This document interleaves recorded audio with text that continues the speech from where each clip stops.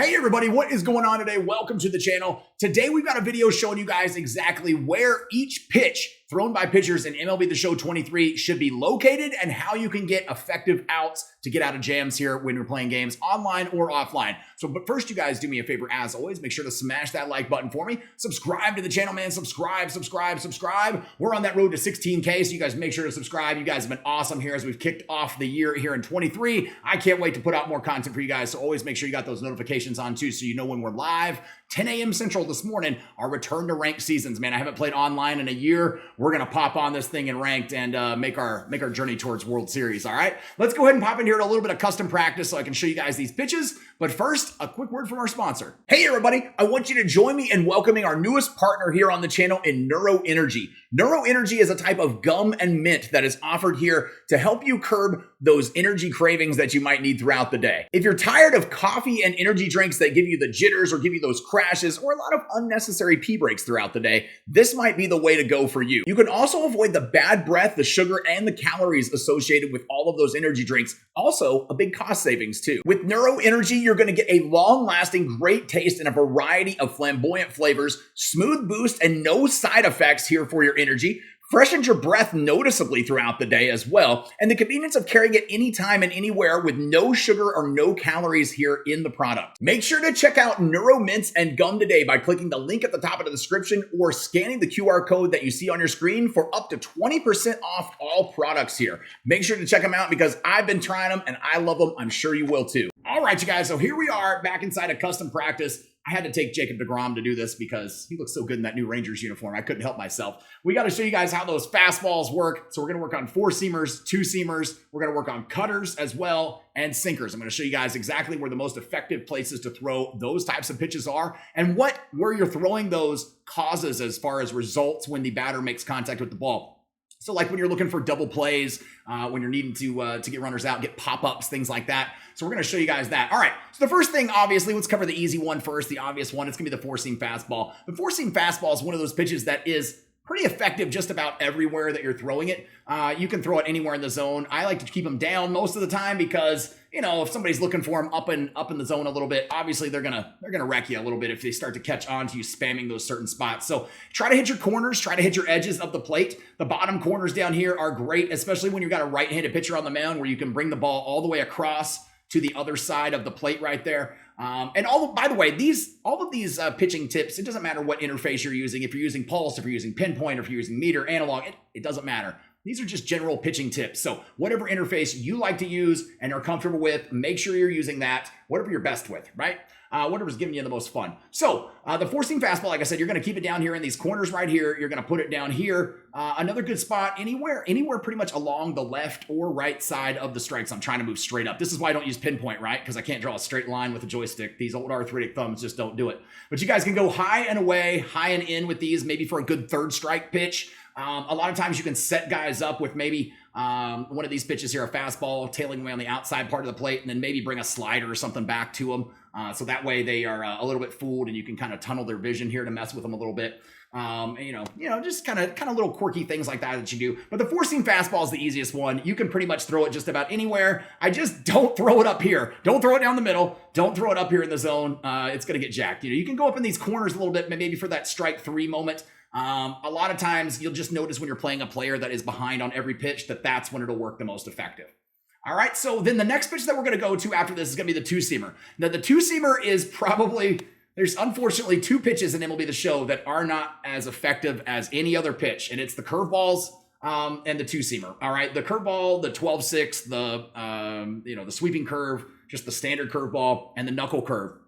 I don't recommend throwing those if you don't have to. They hang a lot in the video game. It's very easy to hit those. It's very easy to see those out of the pitcher's hand, and you'll get rocked with them. So if you can keep it to like the slurves, those are better. You can do that. That's a little slider curve combo. But the 2-seamer is the other pitch. The 2-seamer is the other one that is not very effective in MLB The Show 22 or 23. Sorry, wasn't effective in 22. It wasn't effective in 21 or 20. It's never been really that effective.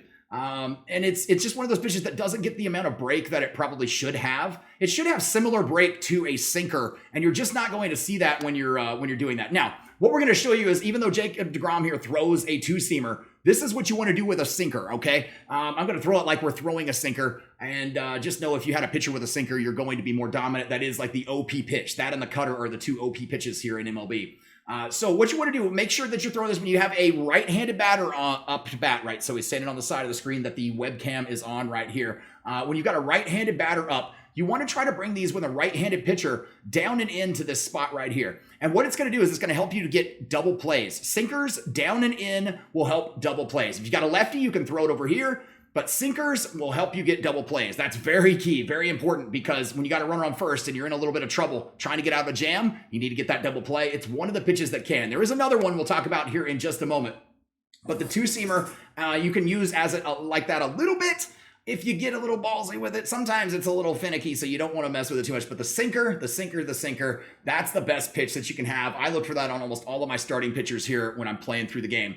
But you want to keep them there. You don't want to get these sinkers up in the zone. Two-seamers, on the other hand, you can actually throw up in the zone a little bit because they don't increase the size of the PCI for your batter. But when you're going out of these spots where the ball's not supposed to be thrown, the actual PCI for your batter, when they raise it up in the air, will get larger.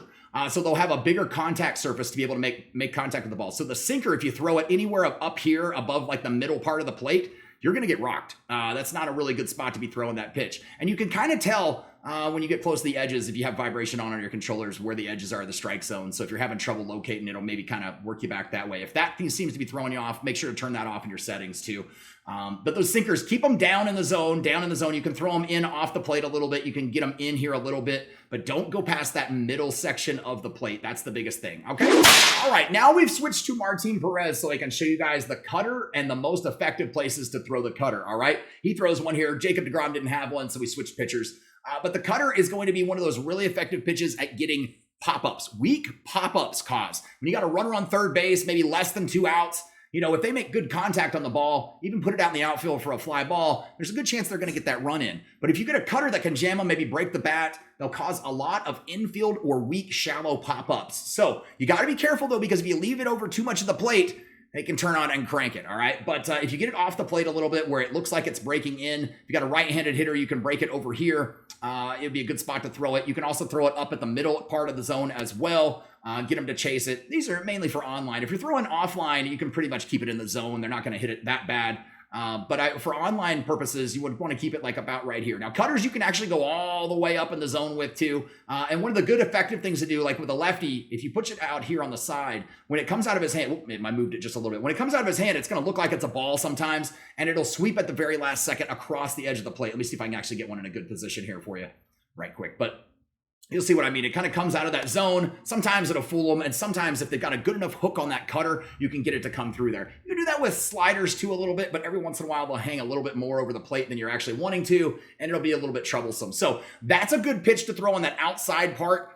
With righties or lefties, it doesn't matter if you've got, no matter what the batter is, if you're throwing it on that outside part of the plate or away from the batter, I guess. So right now with a lefty pitcher on the mound, you would want to throw those outside cutters to a right-handed hitter. Otherwise, if it's a lefty hitter, then, you know, swinging them across the body like a slider is probably more effective. If it's a left-handed batter, you can keep them like in right here on their hands, probably jam them a little bit, cause those broken bat little hits and stuff. So that's the most effective places to throw cutters where you can be the most successful. All right, let's go ahead and move on to some off-speed pitches though here and show you guys where those should be thrown the most effective place. All right, we've changed pitchers here just again because I wanted to be able to show you guys these off-speed pitches, and he's got 3 of them here that we can show with Gray. So let's go ahead and show you guys the circle change, the slider, and the curveballs. Like I said, those curveballs aren't very effective, but you never know. You might have to work it in sometimes because your pitcher doesn't have a lot of pitch selection. So sliders. Sliders are great to throw across the body. So if you've got a right-handed pitcher on the mound and you've got a lefty up or a righty up, it doesn't matter. They're more effective against righties. Lefties, you can tend to leave it over the plate a little more when you try to aim it across this other direction, like over here.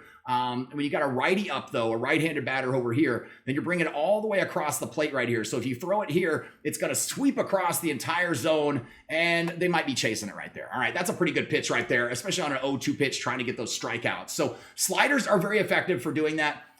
You know, they'll get you out of some jams sometimes. It's a good strikeout pitch. It's one of my favorite strikeout pitches that I like to use is the slider. When you're throwing a slurve. Now, we don't have one here on this pitcher, but it's pretty easy to explain because it's a lot like a slider, except it's going to have a little bit more of a vertical hump coming out of the pitcher's hand, all right? So it's got like that that 12-6 kind of hump out of it with the horizontal movement of a slider. So you want to throw it basically the same way. Now, again, with like what we said about sinkers, how you don't want to get them above the middle part of the zone. You want to keep them in this area, right? You know, below from middle down. You can do that with these sliders as well and any off-speed pitches. You do not want to get any off-speed pitches up in the air because that's going to cause them to absolutely get a larger PCI and jack the ball when they move their PCI up there to the ball. So you just want to be careful. Keep those down. Keep those down. Most pitches you want to keep down. It's going to keep the ball in the park, keep the ball in the yard, which is ideally what you're looking for. All right. Let's move to the circle change and just change-ups in general. All change-ups are going to be relatively the same with how you're going to throw them, whether it's the palm ball, even though the fork ball and the splitter, and it's a split-finger fastball, it's still considered a change-up, an off-speed pitch. Even though it's thrown hard, you want to throw it like a change-up. So if you see the circle change, the regular change-up, any of those, you want to throw them basically the same way. It's the other pitch that is awesome for causing double plays. If you throw it on the outside part of the plate to hitters. So if I've got a lefty up in that batter's box right now, I'm looking to throw changeups on the outside part of the plate so I can get a double play. They're great to put right there. It's going to induce ground balls like crazy, and you'll be getting out of some jams while you're in the middle of games and hitting and stuff. All right. So circle changes and any kind of changeup, like I said, in general, I like to keep those down. So pretty much you want to aim them like a little bit below the strike zone. So you're kind of looks like you're throwing them almost in the dirt. A lot of times they won't necessarily be in the dirt, but you'll get a guy that thinks it looks like a fastball coming out of the pitcher's hand, and then it just disappears at the last second. All right. The circle change is the best one, in my opinion, for that, unless you've got a guy that throws like a really hard splitter or a fork ball that's very effective with a pitcher too. And there's the occasional pitcher in the game that has those, but keep the ball down with these. Just keep them down with these, with any kind of change up, and you should see a lot more success with getting those outs here in the game. Okay.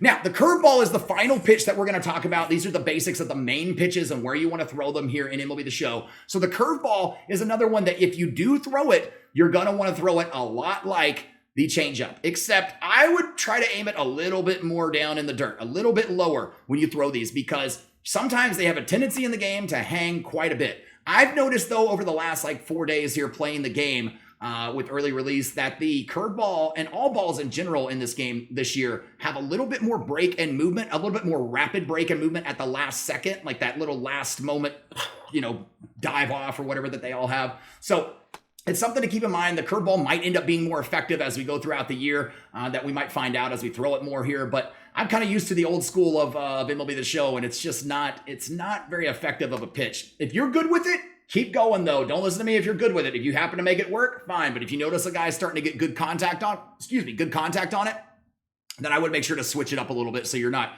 falling into patterns, okay? And we'll talk about that briefly here in just a second too. But keeping the ball down here in the dirt, that's really the best thing you can do for your pitch selection on curveballs, any kind of them, 12-6, just a standard curveball. Now the sweeping curveball is a little bit different. The sweeping curveball will break all the way across the body, kind of like this. This is what the arc will look like on it when you throw it. So you can throw it from like corner to corner pretty much with your pitchers, and it can be more effective if you see how that works. And I know this is just a standard curveball, but I'm trying to aim it so it has a little bit more of that break so you can see the line right there. But it's a good pitch to throw for that purpose, all right? Now, what I was saying about patterns and not wanting to fall into those while you're pitching, make sure you're not throwing the same pitches in the same spots on the same counts at all times, because players, when you play online, are going to pick up on that, and they're going to be ready for you, all right? If you're always on 2-0 throwing the same pitch in the same zone, well, they're going to be ready for it, and they're going to start swinging and jacking them. So just kind of be aware of that. But you guys do this, and I guarantee you'll get out of some jams and get way more outs than you've been getting in the past. So I hope this video helps you guys out today. Y'all do me a favor, as always, make sure to smash that like button for me. Subscribe down there to the channel, man. Subscribe. Make sure you got those notifications on, and make sure to join me. If you got any questions for the live stream today, you can ask them in there. I'll answer them for you. I always try to read all the chat, all the comments that come into the channel, and respond to them. So you guys make sure, if you got questions, to ask them. But I hope this helps you out. You guys make sure to join the stream today, and we'll catch you on the next one. Thanks, everybody. Peace.